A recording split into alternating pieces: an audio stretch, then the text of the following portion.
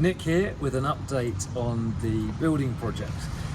When our church was founded in 1876, we were all about trying to introduce people to Jesus, to have a living relationship with him, and then that to impact our lives and then to impact our community.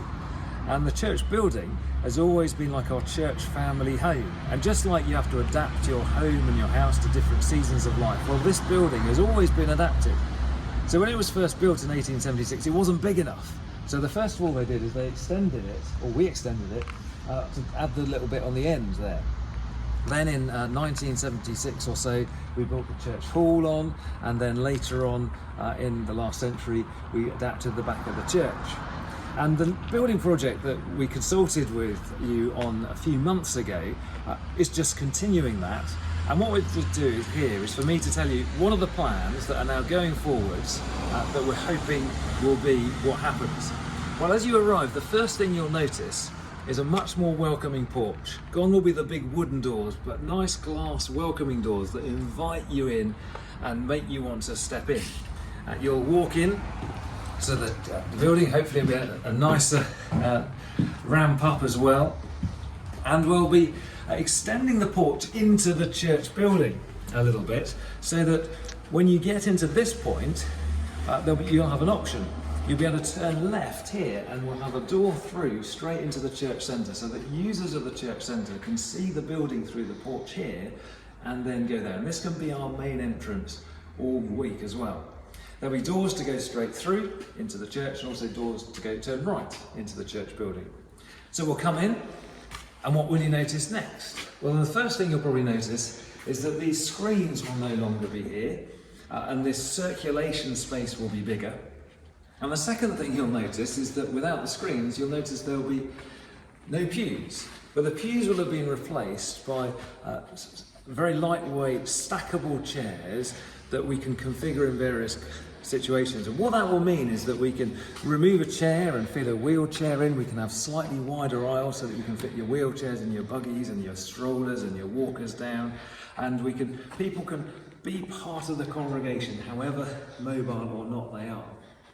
The third thing you'll probably notice is that the heating pipes will have been removed because there'll be a new heating system. Something that you might not necessarily spot is that the floor will no longer be sloped. You may have been here many, many years and not realise that the floor slopes down, which you can tell by the radiator shelves, but we're going to level the floor so that your strollers or wheelchairs aren't rolling forwards or having to go uphill. And if you're sitting on a seat and we're in more of an arc formation or other situation, you're not sideways. It makes the space much more flexible and accessible. Also, we'll have a new AV system. The AV desk will have moved, and we'll have up at the front, instead of the white temporary screens, some bigger screens that are more like the black one you can see there attached to the wall, that will be brighter, more visible, and more fixed as well, but obviously can move that. Another thing you'll notice is the platform at the front won't be fixed. We'll be able to move that so that, for example, at Easter we can be in a different configuration. For schools coming in, for concerts, we can adapt the space as well.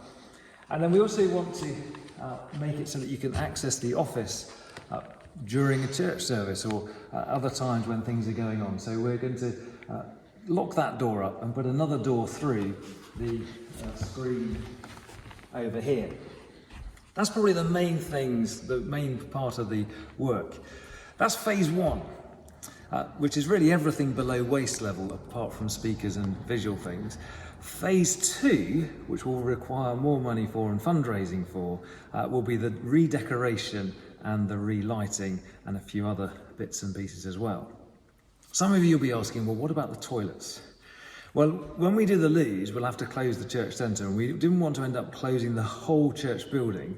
So we're going to do the loos after we've done this space, because once this space has been done, it becomes more flexible, which means that we don't have to stop so many activities in the hall whilst the loos are being done. So they'll be a bit further down the line. It is being planned. Now, if you were observant, you'll have noticed that I mentioned whilst this building or this space was being closed, And that's true. It's going to take probably 6 months to do the work in here. Where are we going to meet in the meantime? The PCC have thought about lots of different options. We've thought about whether we try and meet somewhere else, but then we need space for the children's groups. We've thought about whether we have 2 different sites. And the best option, it's not perfect, there is no perfect option. The best option is for us to meet in the back hall, and we've figured out how we can fit people in. We can't all fit in one go, so we're going to try 2 morning services, a 9:30 with the children's groups, followed by refreshments which everybody can pile in for, and then an 11:30 service, same service but without the children's groups. Is it going to work? Well, we're going to try it on the 15th of September.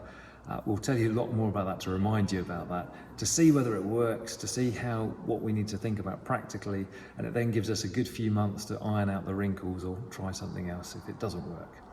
So we'll be telling you more about the 15th of September in due course, but in the meantime, do be having a look at the plans. We'll make a sort of a simplified version of those available, and if you've got any questions, do ask me or any of the team.